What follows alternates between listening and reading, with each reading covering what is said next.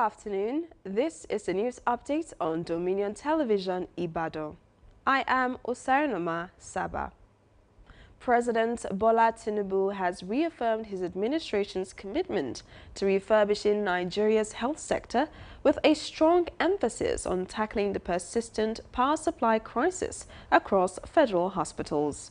Represented by the Secretary to the Government of the Federation, Senator George Akume, at the National Stakeholders Dialogue on Power in the Health Sector, the President declared that no Nigerian should lose their life because of electricity interruptions in medical facilities. Tinubu pledged that his government would prioritize sustainable energy solutions for health facilities nationwide. The President further explained that improving energy supply in healthcare is a key part of the Renewed Hope agenda, which seeks to decentralize energy systems and encourage private sector participation.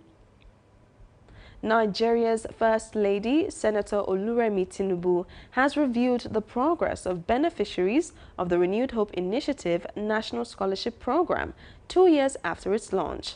She urged the scholars to combine government support with self-reliance. Our correspondent, Eniola Salvador, has the report. First Lady, Senator Oluremi Tinubu, said the scholarship scheme was deliberately kept small to ensure sustainability. Some people will say, oh, why are we not giving a lot of people like maybe 1,000 children scholarships? But you see, being an educationist myself, you don't toy with people's lives without trying to make sure that it has good meaning. We can't start a scholarship scheme with you and the next minute we can't afford to pay. You know you all will be devastated. This is not about politics, it's about people's lives. The Minister for Education, Dr. Tunji Alausa, added that the government has given over 4 billion naira in scholarship to more than 8,000 students, alongside 100 billion naira for National Student Loan Fund. Within the last 2 years, we've given about 4 billion naira worth of scholarship to about 8,535 students. That's within the last 2 years. As of today, we've disbursed about 100 billion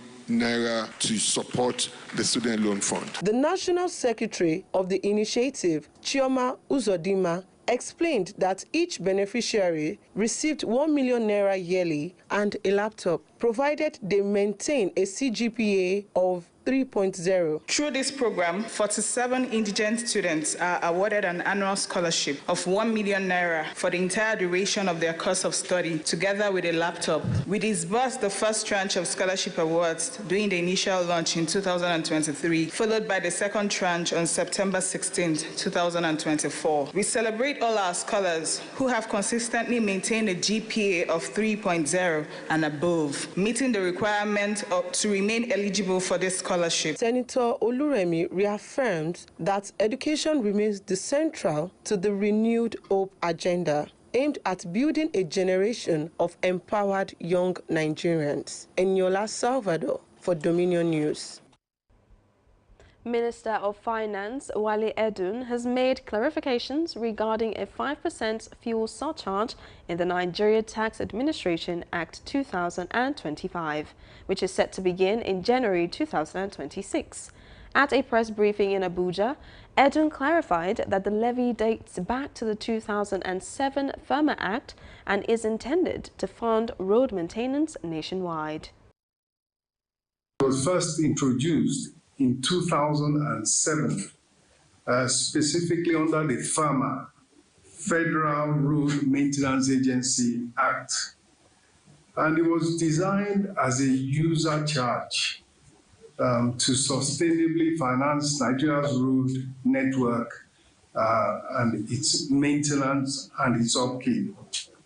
And the original purpose was that 40% of the proceeds of that user charge would go to FIRMA, while 60% would go to the states, or the state equivalent of FIRMA, the state road management.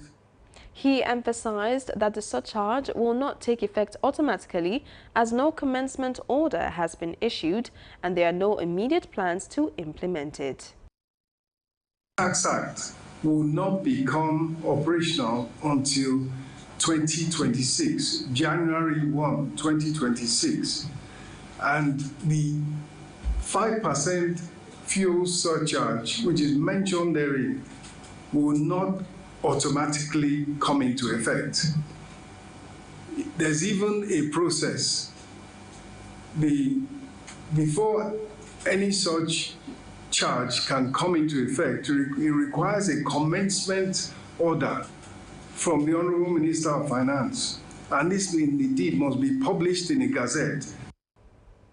For now, the surcharge remains on paper as the government weighs timing and modalities for its implementation. The Nigerian Association of Resident Doctors will today hold its National Executive Council meeting to determine its next line of action on a pending ultimatum to the federal government. The association had earlier issued a 10-day ultimatum to relevant government agencies, warning that members would embark on a nationwide strike if their demands were not met. The threat arises amid mounting pressure on Nigeria's fragile public health system, which is already struggling with a shortage of doctors, inadequate infrastructure, and overcrowded hospitals. The Nigeria Police Force has said that children of deceased officers will benefit from a new scholarship initiative beginning from September next year. The program, introduced by the Defense and Police Officers' Wives Association, DIPOA, aims to support families of fallen personnel while fostering national unity. The Inspector General of Police, Kayode Egbetokun, received a delegation of DIPOA members during a courtesy visit to the force headquarters in Abuja. He described the scheme as a vital intervention for families who lost loved ones in service. On the foreign scene, Ugandans have expressed support for the opening of the legal proceedings against the rebel leader Joseph Kony by the International Criminal Court.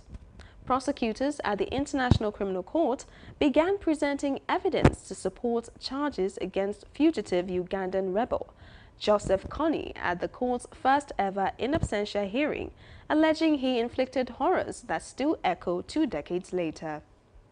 Kony is facing 39 counts of war crimes and crimes against humanity as a fugitive leader of the Lord's Resistance Army, which terrorized northern Uganda for decades. Polish Prime Minister Donald Tusk has said the shooting down of Russian drones in Poland overnight was the first time this has happened in NATO territory. Speaking ahead of an emergency government meeting, Tusk said Polish airspace was violated by a huge number of Russian drones.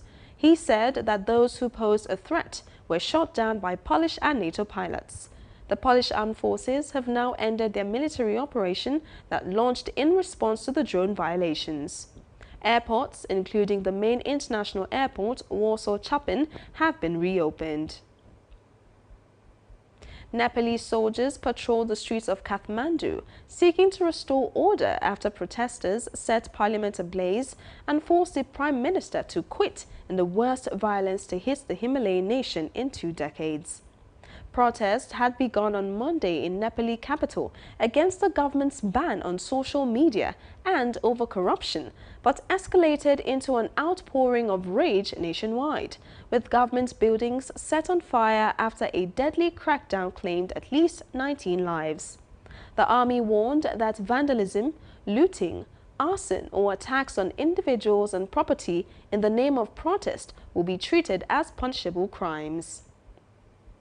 Talking sports, Egypt forward Omar Mamouche could miss Sunday's Manchester derby after the Manchester City player suffered a knee ligament injury while on international duty.